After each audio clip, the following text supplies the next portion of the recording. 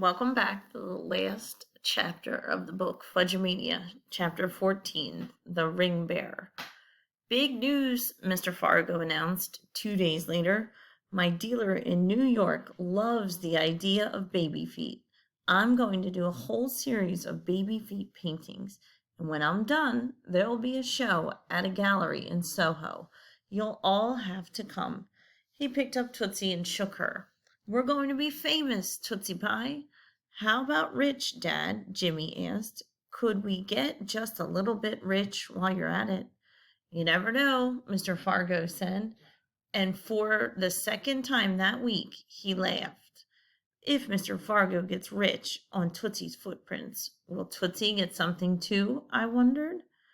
That's wonderful news, Frank, Mom said. Speaking of wonderful news, Grandma said. She and Buzzy Sr. stood with their arms around each other. Buzzy and I. Grandma looked at him and smiled. There's only one way to say it, Buzzy Sr. said. Then he cleared his throat and began to sing, Who can explain it? Who can tell you why? Grandma joined him on the next line. Fools give you reasons, wise men never try. Mother, Mom said, what are you trying to tell us? Why, Anne, dear, Grandma said, I thought it was obvious. Buzzy and I are in love. We're going to be married. Married? Mom and Dad said. Married? Mr. and Mrs. Tubman said. Yes, Buzzy Sr. said, married. Isn't this kind of sudden? Mom said. It may seem that way to you, Grandma said, but at our age, sudden is okay. It's not as if we haven't met each other's families, is it? She and Buzzy Sr. laughed. When is this marriage going to take place? Mom asked. Oh, I don't know, Grandma said. Maybe tomorrow or the next day. Tomorrow, Mr. Tubman said. That soon? Well, yes, Grandma said, while we're all here together in Maine. Couldn't you wait? Mom asked. I suppose we could wait until next weekend, Grandma said. Mom and Mr. Tubman looked like they were in shock. I expected them to fall over any second. Grandpa, Libby said, what exactly does this mean? Does this mean I'm going to be related to the Hatchers? Related, I said. Related? Sheila cried, Grandpa, you can't do this to me. And I cried, Grandma, you can't do this to me. Jimmy just stood there laughing, and Fudge looked confused. So I don't have to marry Sheila because we're getting related anyway? Right, Grandma asked. I can't believe any of this, Sheila wailed. Don't worry, honey, Fudge said. I'll get you some of Mitzi's monster spray. Well, Mr. Fargo said, this calls for a toast. Didn't I see a bottle of champagne on ice? Good thinking, Frank, Buzzy Sr. said. So there's going to be a wedding in Maine after all. Except Sheila and Fudge aren't going to be the bride and groom. Grandma and Buzzy Sr. are. I don't know how I feel about that. I mean, I like Buzzy Sr., and I'm glad Grandma's happy, but does this mean we'll have to spend every holiday with the Tubmans? Does it mean I'm stuck with Sheila as my step-something for the rest of my life? That night, everyone sat around making wedding plans. Even Mom and Mr. Tubman got involved. I guess it just took them more time than the rest of us to get used to the idea of his father marrying her mother. We want to keep it very simple, Grandma said. Something informal outside under the trees. Teas, Tootsie said. Yes, sweetie pie, Grandma said. Trees. She bounced Tootsie on her lap. Muriel, Sheila said, can Libby and I be your bridesmaids? I'd be honored, Grandma said. I've always wanted to be a bridesmaid, Sheila gushed. But we need dresses, long, fluffy dresses, maybe pink or lavender. Oh, let's not bother with dresses, Grandma said. But all we have up here are jeans, Sheila said. We can't be bridesmaids in jeans. You can if you're creative, Grandma told her. What about me? Fudge said. I'm creative. Can I be a bridesmaid too? You can be the ring bearer, Grandma said. What's a ring bearer? It's like a bird breather, I told him. Really? He asked. No, Mom said. Peter's just being very silly.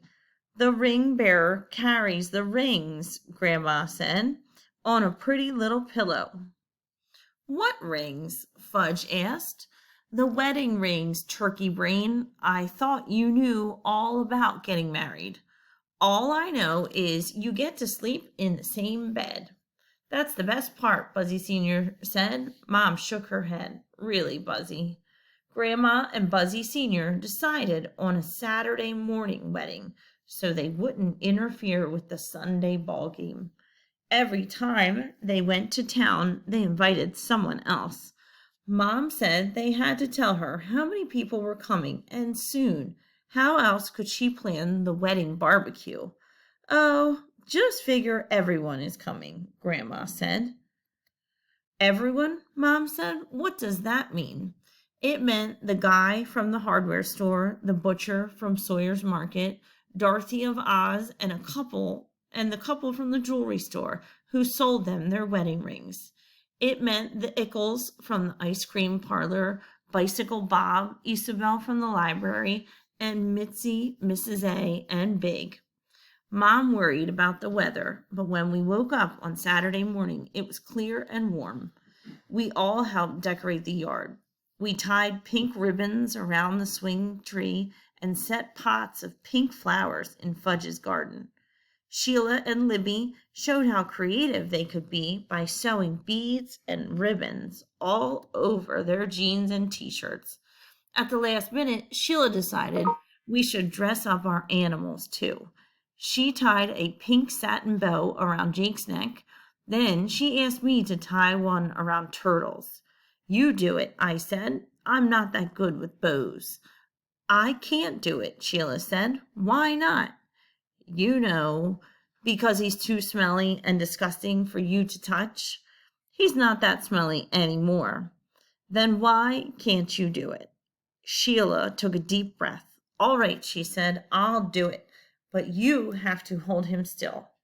I think Sheila's still scared of Turtle, but now that he and Jake are going to be stepdogs, she's making an effort to get along with him.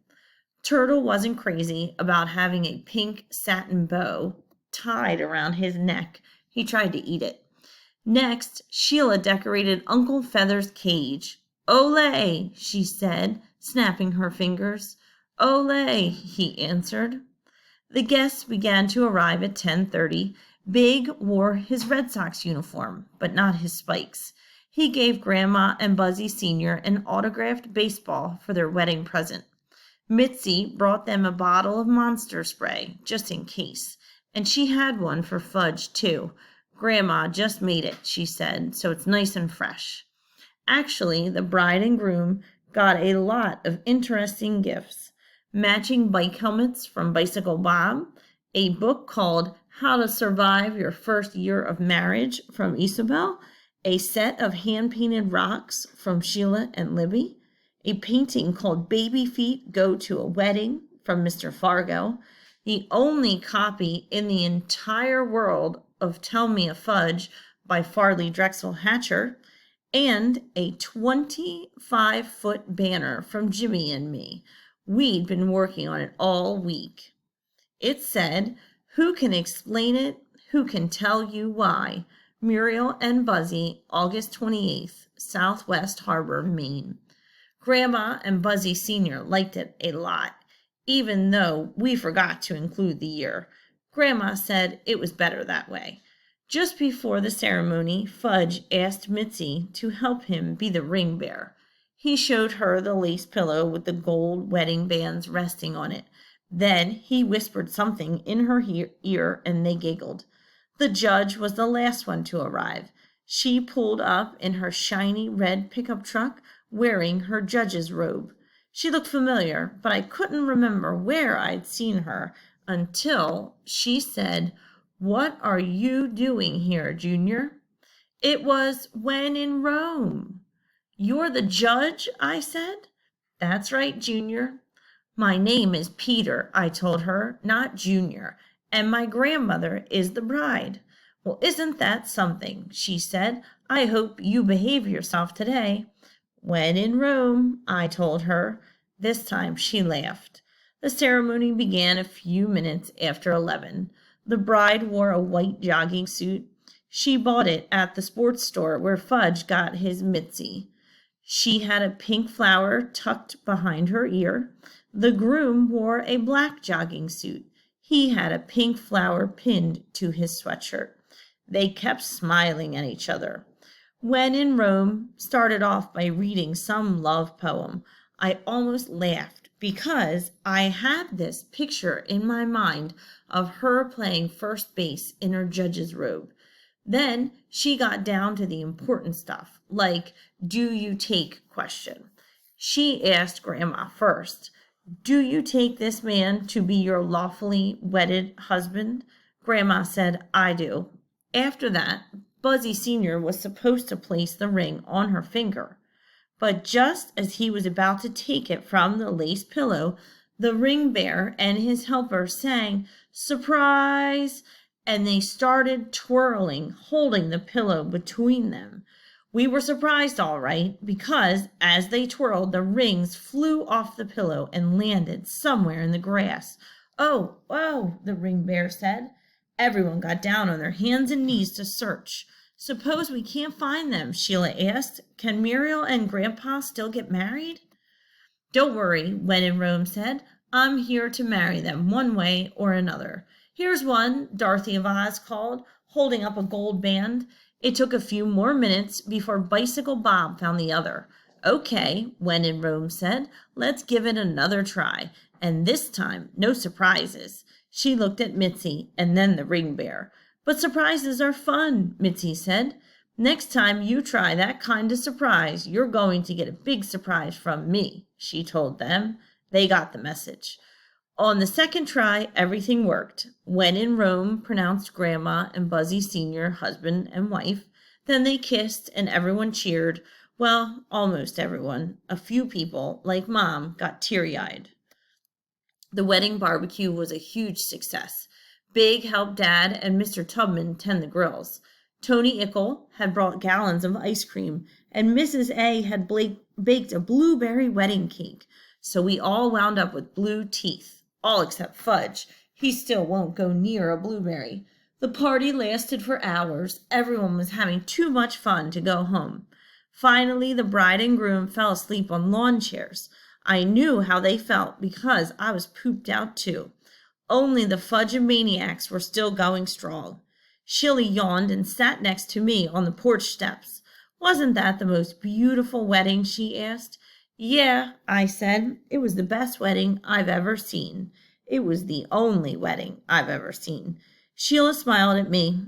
I just want you to know, Peter, she said in her kissy-face voice, that even if we are related, I'll always hate you. That's a relief, I said, because I'll always hate you too. Promise? She asked. Promise, I said. Let's shake on it. I put out my hand, she grabbed it, then we shook. So for right now, your first read aloud focus is think about how Peter and Jimmy feel after the baseball game. And then for your second focus, you're going to think about the other characters, Mr. Fargo, Muriel, and Buzzy Sr.